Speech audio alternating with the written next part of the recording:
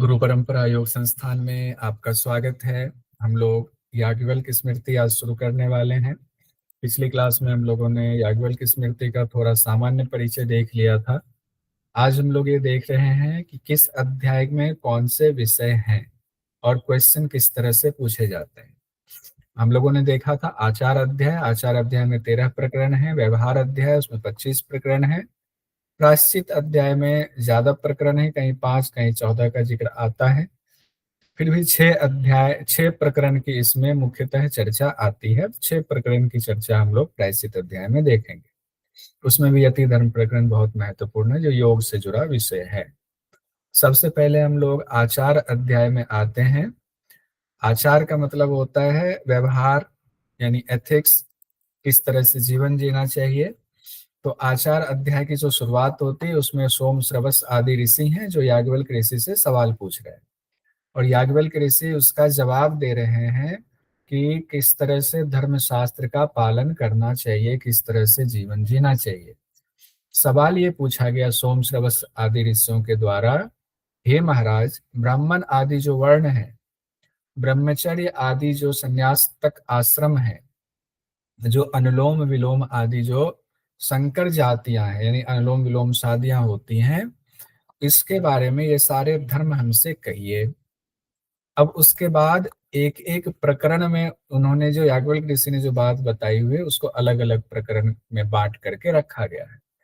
जैसे आचार अध्याय का जो प्रकरण है उपोद्घात प्रकरण, उसमें धर्म के लिए 14 विद्या का जिक्र है, साथ ही उसमें 18 पुराण का जिक्र है, न्याय न्याय विद्या का जिक्र है, मीमांसा आदि का जिक्र है, वेद के 6 अंग हैं उसका जिक्र है, और 18 ऋषियों के नाम बताए गए हैं जिन्होंने धर्मशास्त्र की रचना में अहम भूमिका निभाई है। एक इम्पॉर्टेंट चीज है, धर्म के मूल बताए गए हैं। ये परीक्षा की दृष्टि से महत्वपूर्ण है, इसको ध्यान में रखेंगे, धर्म के मूल को। फिर ब्रह्मचारी प्रकरण है। ब्रह्मचारी प्रकरण मतलब जब बच्चा जनेऊ संस्कार के बाद जाता है गुरु के आश्रम में तो उसके क्या व्यवहार होने चाहिए, उससे संबंधित बातों की महत्ता है इस प्रकरण में। गर्भाधान आदि संस्कार की भी चर्चा है, स्त्रियों के संस्कार क्या होते हैं।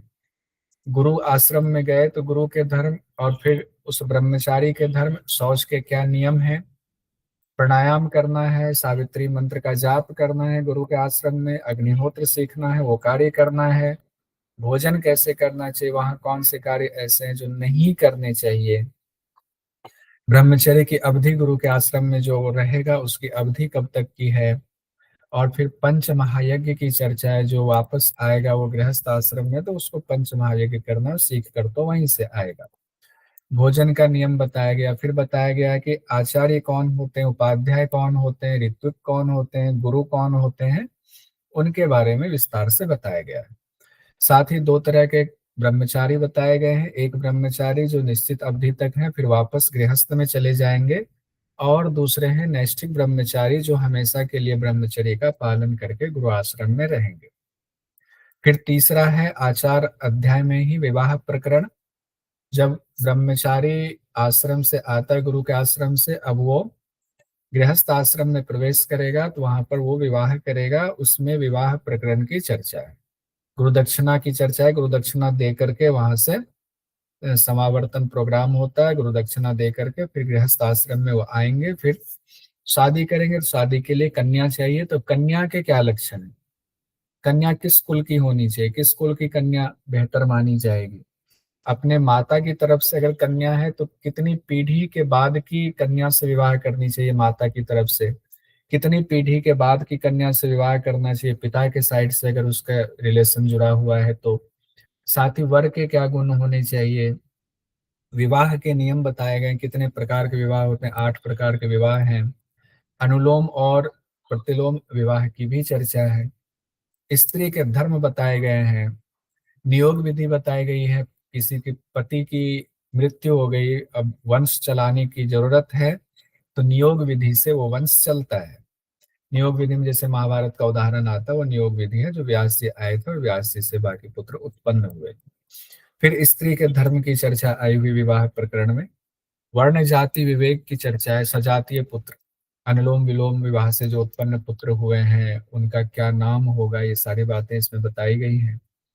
फिर गृहस्थ प्रकरण है, गृहस्थ के अब क्या क्या धर्म होते हैं, वेद अध्ययन के क्या नियम होते हैं, स्वाध्याय अगर गृहस्थ करता है तो उसके क्या नियम होते हैं, एक गृहस्थ को पंच महायज्ञ रोज करना चाहिए, वो पंच महायज्ञ क्या होता है, ये सारी बातें उसमें बताई गई हैं। फिर स्नातक धर्म है, स्नातक धर्म का मतलब होता है एक स्नातक वो कहलाता है जो गुरु के आश्रम में ब्रह्मचर्य के दौरान पूरी शिक्षा लेकर के जब वापस आता है उस दौरान वो स्नातक कहलाता है। उनका औपचारिक धर्म क्या है, उनको कैसे जीवन जीना चाहिए, खास करके यहाँ ब्राह्मणों के लिए चर्चा की गई है, उसको याज्ञवल्क्य स्मृति में बताया गया है। फिर भक्ष अभक्ष मतलब क्या भोजन करना चाहिए, क्या भोजन नहीं करना चाहिए, ये भी पहले ही अध्याय में है, यानी आचार अध्याय के भक्ष अभक्ष प्रकरण में है। दूध पीना चाहिए तो किस तरह की गाय का दूध पीना चाहिए, मांस कौन सी चिड़िया का खाना है नहीं खाना है, या नहीं खाने को बहुत बेहतर बताया गया है, प्याज लहसुन की मनाही की गई है, निषेध किया गया है। इस तरह सारी चीजों की चर्चा भक्ष भक्ष प्रकरण में है। फिर द्रव्य शुद्धि प्रकरण है, जिसमें कि आपके घर में जो बर्तन होते हैं, जैसे कि पूजा पाठ के लिए बर्तन है, स्वर्ण पात्र है, उसकी सफाई कैसे होगी, कब माना जाए कि इतनी सफाई किया तो ये शुद्ध माना जाएगा, सिर्फ पानी से धोना है या किसी और चीज से उसकी सफाई करनी है, वो सारी चर्चा द्रव्य शुद्धि प्रकरण में दी गई है। फिर दान प्रकरण है, आप दान करते हैं तो कौन पात्र है कौन अपात्र है, फिर गोदान करते हैं, गोदान का क्या महत्व है, ये सारी चीजें बताई गई हैं दान प्रकरण में। श्राद्ध प्रकरण है, पितरों के श्राद्ध की विधि, जो गृहस्थ होते हैं पितरों का श्राद्ध कैसे करेंगे, कौन से ब्राह्मण ऐसे हैं जिनको श्राद्ध में नहीं बुलाना है, वो वर्जित हैं, ये भी चर्चा बताई गई है। फिर आपको गृहस्थ के दौरान कुछ समस्याएं भी आ सकती हैं, तो विघ्न शांति के लिए, ग्रह शांति के लिए पूजा की चर्चा, जिसमें गणपति बप्पा की यानी कि गणेश भगवान की पूजा करनी है, उसके तरीके बताए गए हैं। फिर उससे क्या फल की प्राप्ति होगी वो बात बताई गई है। फिर अगला है ग्रह शांति प्रकरण, नवग्रह की पूजा अब इसमें अलग से होती है, गणपति की पूजा ऊपर हो गई, फिर नवग्रह की पूजा होगी, नवग्रह के को किस तरह का भोजन प्रसाद चढ़ाना है, कोई ग्रह ऐसा है जो आपको परेशान करता है, उस ग्रह की शांति के लिए उसका पूजा का विधान बताया गया है, ये सारी चीजें हैं।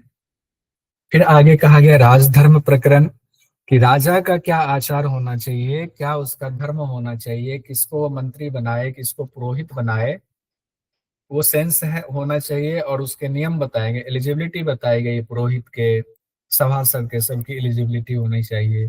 राजा कहाँ निवास करे, उसका निवास स्थान कैसा होना चाहिए, जब वो दंड देता है तो उसके क्या भाव होने चाहिए, कैसे समता का भाव रखे, उचित दंड देगा तो क्या फल की प्राप्ति होगी, फिर दंड के प्रकार भी बताए गए, सारी चीजें यहाँ है।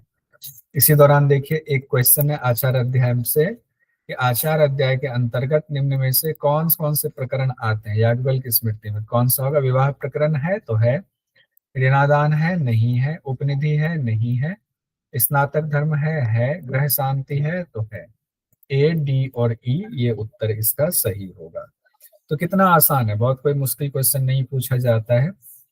अब आचार अध्याय में ही धर्म के मूल बताए गए हैं, कि क्या धर्म होना चाहिए लोगों के, या खास करके ये बात बताई गई है उनके लिए जो ब्रह्मचारी हैं, उनके लिए कहा गया है, श्रुति स्मृति सदाचार स्वस्य च प्रियम प्रियम आत्मनः सम्यक संकल्पज कामो धर्म मूल मिदम स्मृतम, यानी कि श्रुति श्रुति वेद हो गया, उसका अध्ययन करना चाहिए, उसके हिसाब से चलना चाहिए, स्मृति हो गया आपका धर्मशास्त्र, आचरण अच्छा होना चाहिए, सदाचार, स्वस्य च प्रियत आत्मनः, यानी कि आत्मा के अनुकूल कार्य करना चाहिए, सम्यक संकल्प होना चाहिए, तब कामना उसकी होगी, और ये सब कहा गया है धर्म मूल मिदम स्मृतम, ये धर्म के मूल बताए गए हैं। तो इस तरह से 5 आप कह सकते हैं या 6 धर्म के मूल हैं। फिर उसके बाद 8वें श्लोक में ही कहा गया है आचार अध्याय के सबसे बड़ा धर्म क्या है, तो कहा गया है यज्ञ करना, इज्या आचरदम अहिंसा दान स्वाध्याय कर्मणाम, अयम तो परमो धर्मो यद्योगेनात्म दर्शनम, यानी यज्ञ करना, यज्ञ करना है, आचरण अच्छा होना चाहिए, दम इंद्रियों का दमन कीजिए, अहिंसा, हिंसा नहीं करना है, दान कीजिए, धर्मशास्त्र का स्वाध्याय कीजिए, ये सारे कर्म बताए गए हैं। सबसे बड़ा धर्म इसी को कहा गया। तो 6 चीजें इसमें आई हुई हैं। फिर एक क्वेश्चन देखिए, याज्ञवल्क्य स्मृति के अनुसार धर्म के मूल हैं श्रुति, विद्या, सदाचार, अक्रोध, यश। तो कौन सा होगा? श्रुति और सदाचार होगा, भी जो हम लोगों ने 7वें श्लोक में देखा। श्रुति और सदाचार है धर्म के मूल। तो श्रुति, सदाचार, ए और सी वाला ऑप्शन सही है। किनके द्वारा कही गई बात को माने धर्म है? अगर हमें कोई दुविधा हो, हमने धर्मशास्त्र नहीं पढ़ा है, किनसे पूछें? तो कहा गया पहले प्रकरण के 9वें मंत्र में या 9वें श्लोक कहे, उसमें कहा गया है जो वेद और धर्म के ज्ञाता हो, ऐसे 4 लोग मिल जाए, उनके 4 लोग बैठ करके एक सभा बना लें, तो वो जो बात कहे वही धर्म है। या फिर ऋग्वेद, यजुर्वेद और साम, इन 3 विद्याओं को जो जानने वाले हैं उनकी सभा हो, अगर वो जो बात कहे वही धर्म है। या फिर जो अध्यात्म विद्या, यानी जिन्होंने योग के द्वारा अपने आत्मा का दर्शन कर लिया हुआ है, ऐसे व्यक्ति जो बात कहे वही धर्म है। ये 3 बातें कही गई जो एग्जाम की दृष्टि से भी महत्वपूर्ण है। फिर आचार अध्याय में ब्रह्मचारी प्रकरण में कहा गया है गुरु के पास शिक्षा के लिए जो ब्रह्मचारी गए हैं तो क्या क्या उसके कर्तव्य होने चाहिए, सारी चर्चा इसमें है। और हमने कहा था ब्रह्मचारी 2 प्रकार के होते हैं, उसके नाम यहाँ पर लिखे हैं, उपकुर्बान ब्रह्मचारी और नैष्ठिक ब्रह्मचारी। उपकुर्बान वो हुआ जो वापस लौट करके आ जाता है और फिर जो है वो गृहस्थ आश्रम में जीवन जीता है, वो हुआ उपकुर्बान। नैष्ठिक वो हुआ जो हमेशा के लिए ब्रह्मचारी रहेगा जीवन भर, वो नैष्ठिक ब्रह्मचारी कहलाता है। उसके बाद शास्त्र अनुसार अध्यापन के योग्य कौन है, ये भी बात भी बताएगी, जो कृतज्ञ है, द्रोह का कोई आरोप नहीं है, द्रोहहीन है, बहुत इंटेलिजेंट, मेधावी है, पवित्र है, शुद्ध है, अंदर बाहर दोनों तरह से, आदि व्याधि से वो मुक्त है, परदोष किसी का नहीं देखता है, सदाचारी है, समर्थ है, बंधु के भाव है, विद्याप्रद है और धन दाता है। 28वें श्लोक में बात कही है आचार अध्याय के, तो अध्यापन के योग्य है। फिर आचार्य, उपाध्याय और ऋत्विज, यानी इसमें 4 चीजें कही गई, गुरु, आचार्य, उपाध्याय और ऋत्विक। इसकी परिभाषा दी गई है, किनको आचार्य कहेंगे। पहले गुरु की बात आई हुई है, जो उपनयन संस्कार करवा करके ब्रह्मचारी को वेद का ज्ञान दे, वो गुरु है। तो गुरु में तो सब समाहित हो गए। फिर आचार्य, उपाध्याय और ऋत्विक की बात आई है, जो सिर्फ उपनयन संस्कार करके वेद प्रदान कर दे, वह आचार्य है, कि वेद पढ़ना चाहिए, आप पढ़ाया नहीं, वेद प्रदान करे, अब आप वेद के लायक हो गए हो, अब आप वेद के अध्ययन के अधिकारी हो, वो आचार्य हो गए। उपाध्याय वो हैं जो वेद का सिर्फ एक भाग की शिक्षा दे, वो उपाध्याय हो गए, पूरा वेद नहीं पढ़ाएंगे, कुछ पार्ट को पढ़ाएंगे, उपाध्याय हो गए। ऋत्विज वो हैं जो यज्ञ करवाते हैं, यज्ञ कर्म करवाते हैं, वो ऋत्विज होते हैं। और इन चारों में भी कहा गया है सबसे अधिक पूजनीय माता होती है, सबसे अधिक पूजनीय माता है। अब विवाह प्रकरण देखते हैं, अभी हम लोग आचार अध्याय में ही है, प्रथम अध्याय में।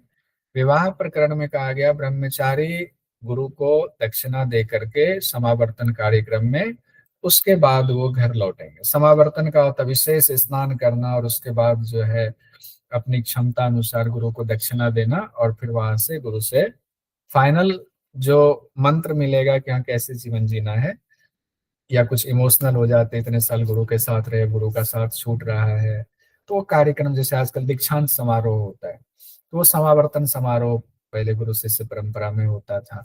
फिर वो लौटे तो विवाह करेंगे। तो विवाह 8 प्रकार के बताए गए हैं, जिसमें है ब्राह्म विवाह, दैव विवाह, आर्ष विवाह, काय विवाह जिसको प्राजापत्य विवाह कहा जाता है, आसुरी विवाह, गांधर्व विवाह, राक्षस विवाह और पैशाच विवाह।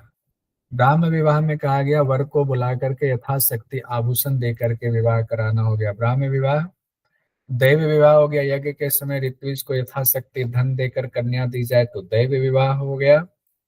आर्ष विवाह में कहा गया 2 गाय सिर्फ दिया और कन्या दिया तो आर्ष विवाह हो गया।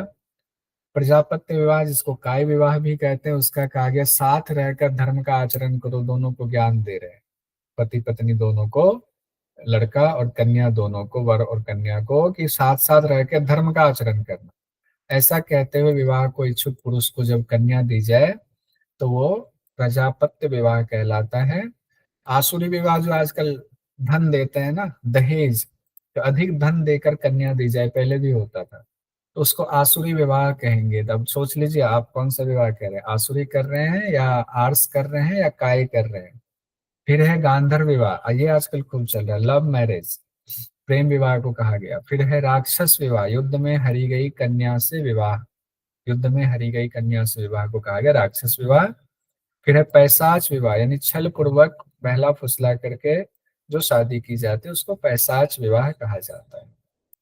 अब इसी में है वर्ण जाति विवेक प्रकरण, जिसमें बताया गया अनुलोम विलोम विवाह का, उससे उत्पन्न जो पुत्र होगा उसका नाम क्या होगा, वो सारी चर्चा है, लेकिन इसमें सिर्फ हमने इतना ही लिखा। अनुलोम विवाह वो हुआ जिसमें पुरुष जो है वो श्रेष्ठ वर्ण का हो और स्त्री जो है उससे निम्न वर्ण का हो, वो हो गया अनुलोम विवाह। प्रतिलोम विवाह में ठीक इसका उल्टा, पुरुष निम्न वर्ण का और स्त्री उच्च वर्ण की, उसको प्रतिलोम विवाह की संज्ञा दी गई है। अब हम आते हैं गृहस्थ धर्म प्रकरण में। गृहस्थ धर्म प्रकरण में ये चीज इंपॉर्टेंट है कि पंच महायज्ञ करना है आपको रोज।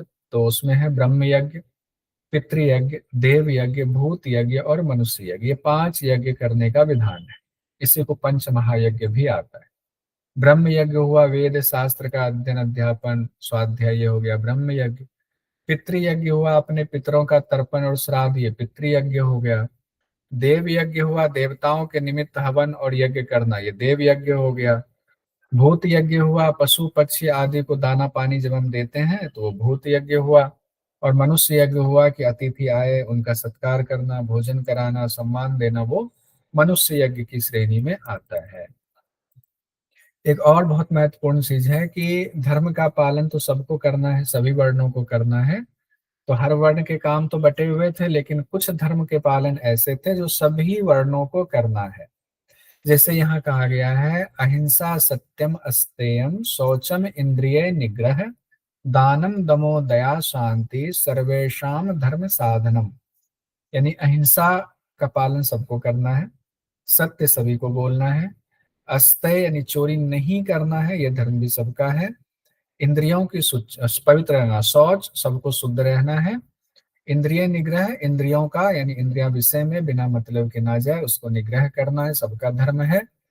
दान देना, मन को कंट्रोल में करना, और दया, तो दान दम और दया ये भी सबके धर्म है। शांति यानी सहनशीलता का गुण सभी मनुष्यों में होना चाहिए, सबके धर्म बताया गया है किसमें, हमारे धर्मशास्त्र में याज्ञवल्क्य स्मृति में।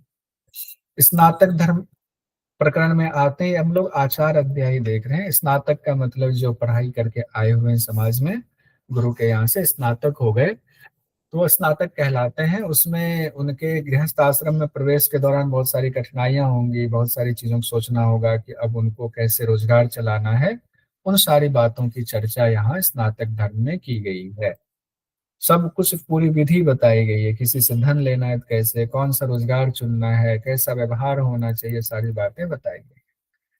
अब है दूसरा अध्याय, यानी याज्ञवल्क्य स्मृति के पहले अध्याय में आपने देखा जीवन कैसे जीना है, विवाह वगैरह कितने प्रकार के होते हैं, गृहस्थ के क्या धर्म है, वो सारी चीजें पहले अध्याय आचार अध्याय में बताया गया है। उस जीवन में अगर कोई कठिनाई आती है, किसी ने मार पिटाई कर दिया, किसी ने आपका सामान लूट लिया, आपका सामान छीन लिया, आपको धोखा दे दिया, तो वो आचार के विरुद्ध हो गया, धर्मशास्त्र के विरुद्ध कार्य हो गया।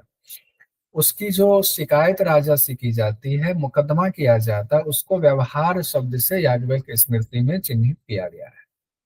तो व्यवहार अध्याय में पूरा इसी तरह के झगड़ों के निपटारे की पूरी व्यवस्था की गई है। तो अब इसमें देखते हैं, इसमें 25 प्रकरण है, कई जगह 24 प्रकरण की ही चर्चा आती है। साधारण व्यवहार मातृका प्रकरण में कहा गया है कि राजा कौन देगा न्याय, तो राजा क्रोध लोभ छोड़ करके विद्वान ब्राह्मणों के साथ धर्मशास्त्र के अनुसार जो मुकदमा आता है, जो शिकायत उनके पास आती है, उस पर विचार करे बिल्कुल निष्पक्ष हो करके नियम के अनुसार। तो व्यवहार का अर्थ यहाँ मुकदमों से है, और राजा की जिम्मेदारी है कि उन मुकदमों को देखने के लिए सभासद नियुक्त किए जाएं।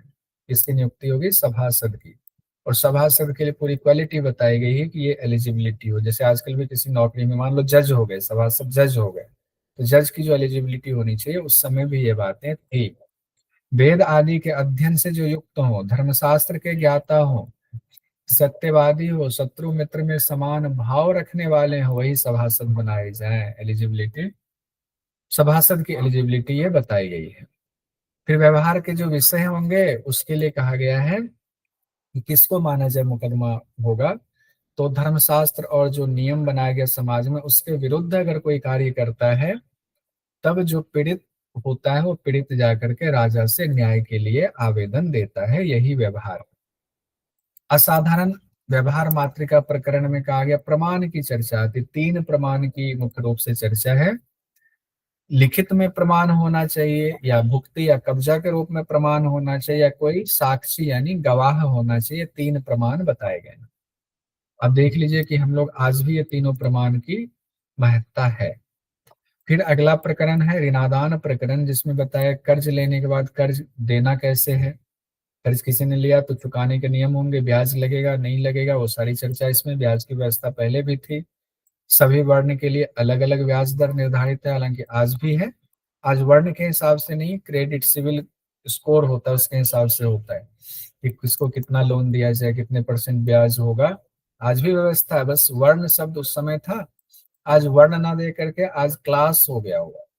अगर हमारे पास बहुत संपत्ति है, हमारा बैंक से अच्छा लेन देन है, बैंक में हमारा सिविल स्कोर अच्छा है, क्रेडिट स्कोर अच्छा है, तो वहां पर हमें लोन जल्दी मिल जाएगा, ज्यादा लोन मिलेगा, ब्याज भी हमें अच्छा खासा जो है कंसेशन मिलेगा, कम ब्याज पे मिल सकता है।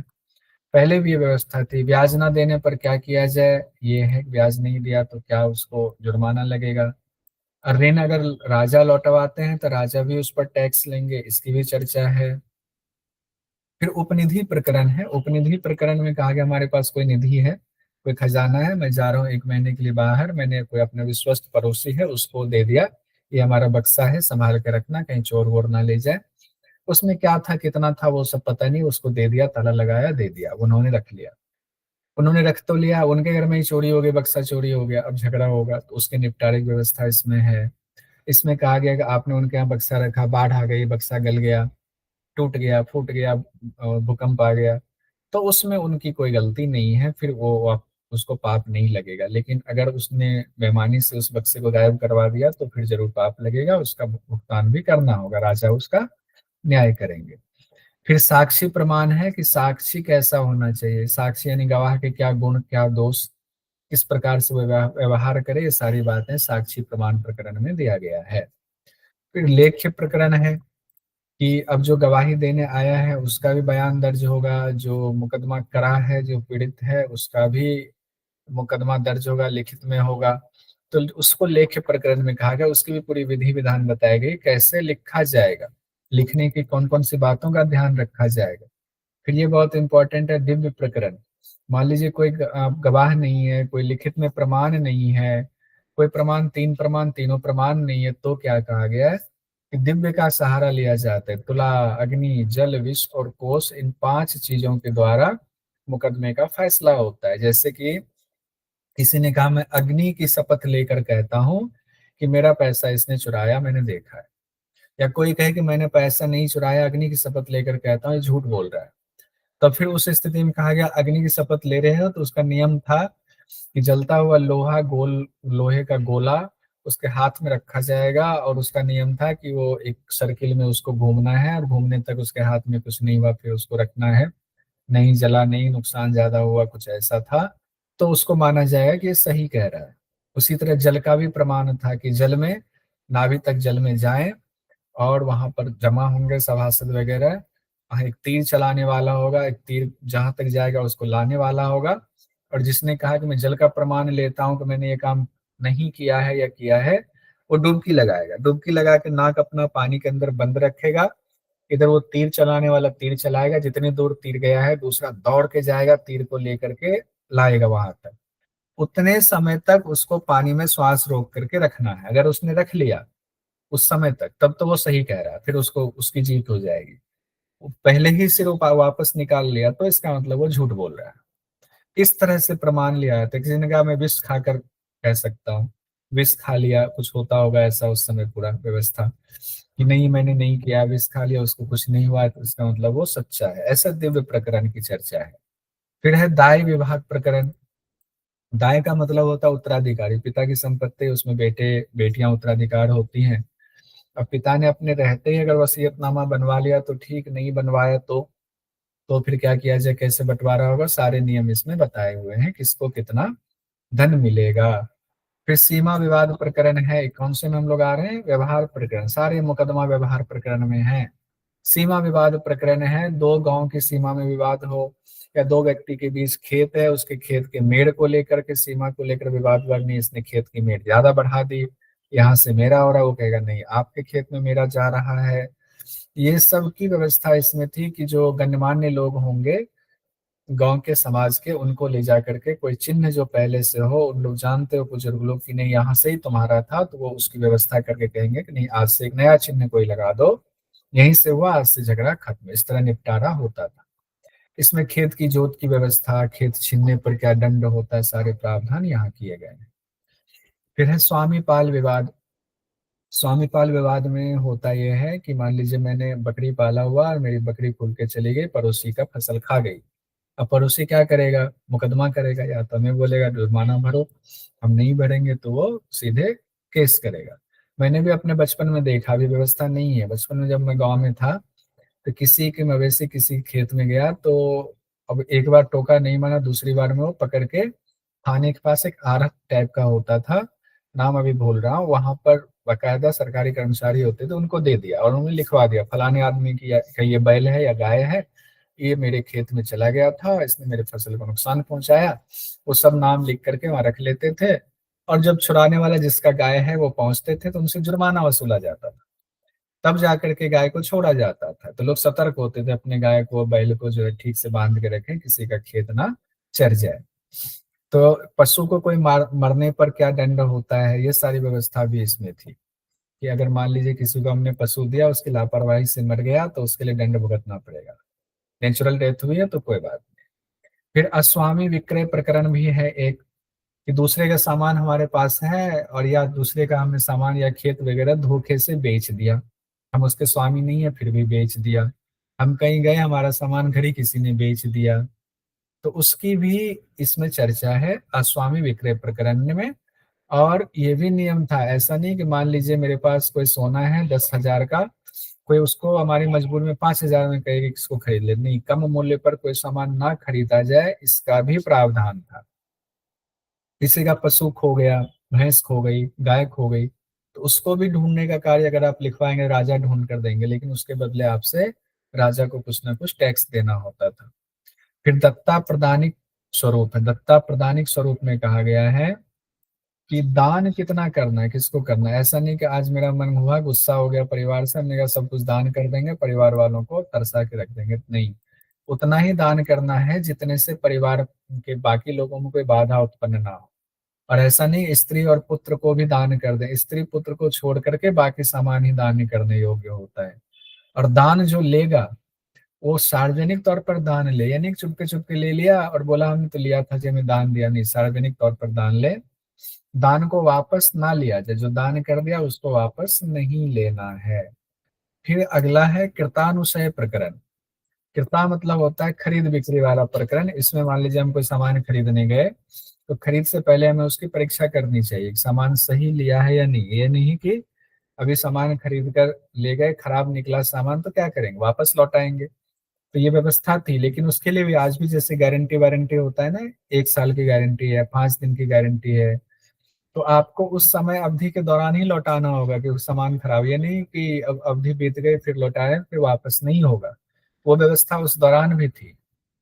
कंबल सूती कपड़े आदि का वजन, यानी मान लीजिए हमने, हमारे पास सूत है, हमने आपको बिनने वाले को दिया, हमें सूत का एक कंबल बुन देना, तो जितना धागा वजन में दिया वो कंबल बन के क्या वजन घटेगा बढ़ेगा, इसका पूरा नियम बताया गया है याज्ञवल्क्य की स्मृति में।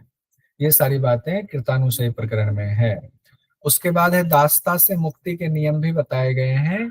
अभ्युते अभ्युपेत्या शुश्रूषा प्रकरण, अभ्युपेत्या शुश्रूषा प्रकरण, इसमें कोई दास है जीवन भर के लिए, उसने कोई ऐसा काम आपके लिए कर दिया कि आप खुश हो गए और कहा गया कि नहीं इसको दासता से मुक्त कराया दे, बकायदा उसके लिए नियम बना हुआ था।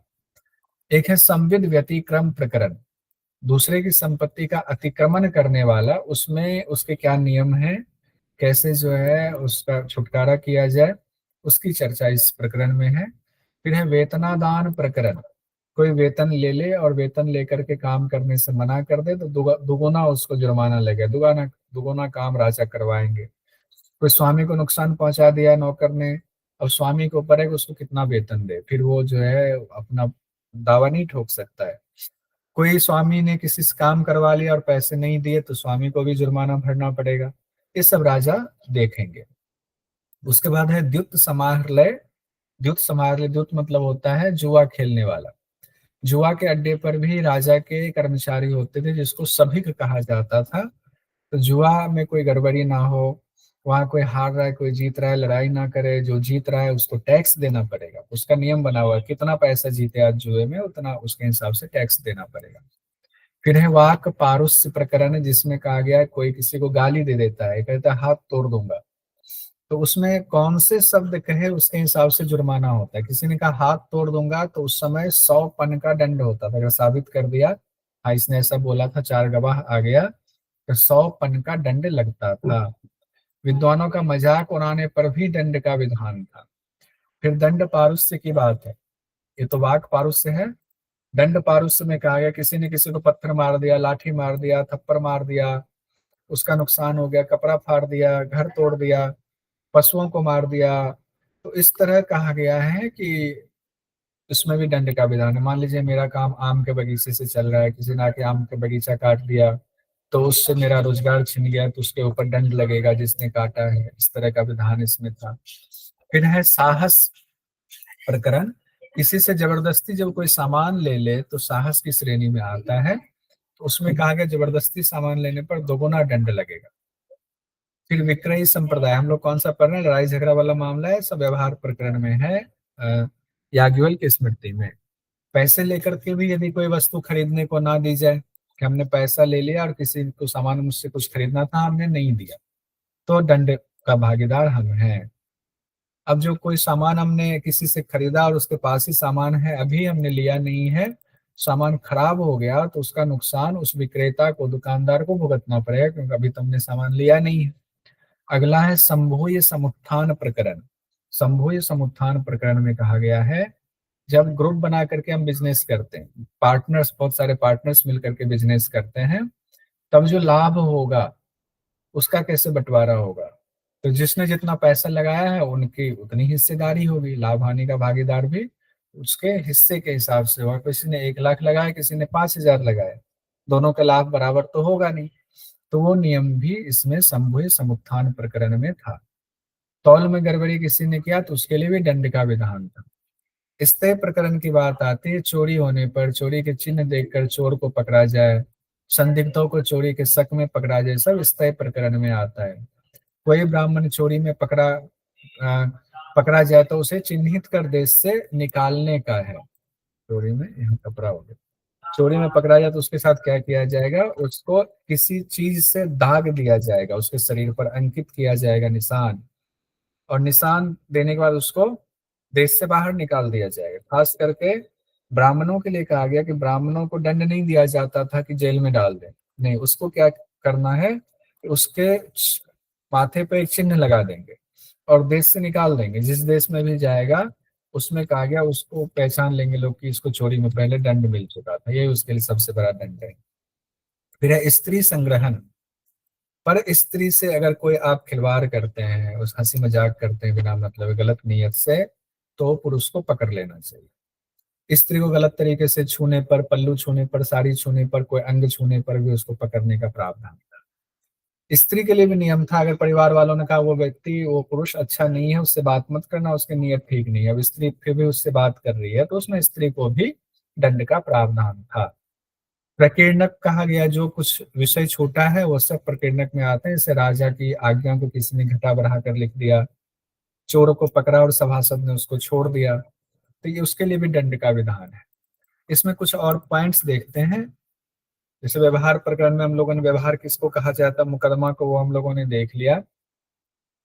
अब हम लोग देखते हैं कौन से ऐसे मामले होते हैं जिसमें तुरंत सुनवाई का विधान था। तो चोरी, गाली गलौज, गौ हत्या या गौ से संबंधित किसी ने गाय चुरा ली या किसी ने महापातक महापाप कर दिया, ऐसे विषय जब आते थे, किसी की हत्या हो गई, सिर फोड़ दिया, 307, 302, आजकल तो धारा भी चेंज हो गया हुआ है, या किसी की पत्नी का या स्त्री का हरण हो गया, ये मामले ऐसे थे गंभीर मामले जिस पर तुरंत सुनवाई का प्रावधान था। आजकल ये फास्ट ट्रैक कोर्ट चलता है। बाकी गंभीर आयोग के अलावे जो होते थे, आजकल वो दीवानी फौजदारी मामला होता है, तो सिविल कोर्ट वाले मामले में कहा गया सुनवाई आराम से होती थी, इत्मीनान से होती थी। लेकिन फास्ट ट्रैक कोर्ट जो गंभीर जो अपराध है उसमें तुरंत सुनवाई का प्रावधान पहले भी था। अब कहा गया जो कोई गवाही देने आया है या कोई आरोपी है या पीड़ित है, अब सभासद उसके चेहरे हाव भाव को भी नोट करता था कि ये सही बोल रहा है झूठ बोल रहा है। जो इधर उधर घूमता रहता है, होठों को चाट रहा है बार बार, ललाट से पसीना आ रहा है, चेहरे का रंग उतरा हुआ है, बोलते समय मुंह सूख रहा है, कुछ पूछ रहे हैं तो रुक रुक कर बोल रहा है, पहले जो बात उसने कही थी आज बोलते समय उसकी विपरीत बात कह रहा, पहले वाला बात वो भूल चुका है, पूछ रहा है तो उत्तर दे में देर कर रहा है, सोच सोच के उत्तर दे रहा है, आंख मिला के बात नहीं कर पा रहा है वो सभासद से, जज से, होठों को काट रहा है, मन वाणी और शरीर और कर्म में भी उसके परिवर्तन नजर आ रहा है, मतलब थोड़ा सस्पिशियस सा उसका है, उसको दुष्ट व्यक्ति माना गया है याज्ञवल्क्य की स्मृति में। अब उसके बाद स्वामी का अधिकार कैसे खत्म हो जाता, मान लीजिए मेरा खेत है कि कोई और उसको खेत को चला रहा है, 20 साल तक अगर हमने आपत्ति नहीं किया, उसको छोड़ दिया उसके पास, तो 20 साल बाद वो खेत पर मेरा अधिकार खत्म हो गया, उसी का अधिकार हो जाएगा। अगर धन की बात हो तो 10 साल तक अगर आपने आपत्ति नहीं की तो स्वामी का अधिकार नष्ट हो जाता है धन में। लेकिन ये नियम राजधन में लागू नहीं होता है, स्त्री का कोई धन है अगर ऐसा, उसमें लागू नहीं होगा। मंद बुद्धि बालक का अगर धन है वो, तो उसमें 20 साल या 10 साल वाला नियम लागू नहीं होगा। फिर खोई हुई वस्तु है, कोई खोई हुई वस्तु आपकी खो गई और वो मिल गया, तो राजा लौटाएगा, लेकिन उस वस्तु पर आपको साबित करना पड़ेगा कि ये वस्तु मेरी ही है, और दावा नहीं कर पाए, साबित नहीं कर पाए, आपको भी जुर्माना लगेगा। ऋण विवाद में राज्य कर वसूले, जैसे मान लीजिए कि मैं ऋण देने वाला हूँ, कोई ऋण लेने वाला है, ऋण लेने वाला मुझे नहीं लौटा रहा, मैंने मुकदमा कर दिया, राजा ने उसको पकड़ा, उससे पैसा लिया और हमें दिलवा दिया कि तुम्हारा ऋण ब्याज सहित ये है। अब राजा क्या करेंगे, यानी राजकाज जो सभासद है वो हमसे भी लेंगे टैक्स और उससे भी टैक्स लेंगे, उससे ज्यादा लेंगे, हमसे थोड़ा कम लेंगे टैक्स। जो गलत किया, जो नहीं लौटा रहा था, उससे ज्यादा टैक्स लेंगे, जितना पैसा था उसका कुछ हिस्सेदारी था। तो अब इसमें लिखा हुआ ऋणी से 10% कहा गया, 10% उससे टैक्स लेंगे, 100 रुपए का था तो 10 रुपए उससे लेंगे और हमसे 5 रुपए लेंगे। तो इस तरह से विधान था और बहुत सारी चीजें कही गई जो मैंने यहाँ पर बहुत कम लिखा हुआ है, एक मोटा मोटा आइडिया लग गया हुआ है। अभी तक क्वेश्चन भी बहुत ज्यादा नहीं पूछे गए, 5-6 क्वेश्चन ही पूछे गए हैं, और क्वेश्चन भी हम लोग अगली क्लास में देखेंगे किस तरह से क्वेश्चन पूछे जाते हैं। लेकिन एक आपको आइडिया तो लग ही गया कि आचार प्रकरण में रहने सहने का ढंग बताया गया है, और मुकदमा वगैरह लड़ाई झगड़ा का निपटारा व्यवहार प्रकरण में है।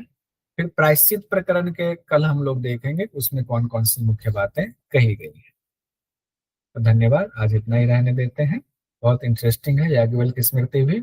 अगली क्लास में और इम्पोर्टेंट चीजें होंगी प्रायश्चित अध्याय में, जिसमें यति धर्म प्रकरण में योग से जुड़ी बहुत सारी बातें हैं, ध्यान कैसे करना चाहिए, ध्यान के प्रकार बताए गए हैं, समाधि के बारे में बताया गया है, कैसे आत्मदर्शन होगा, वो सारी बातें उसमें बताई गई।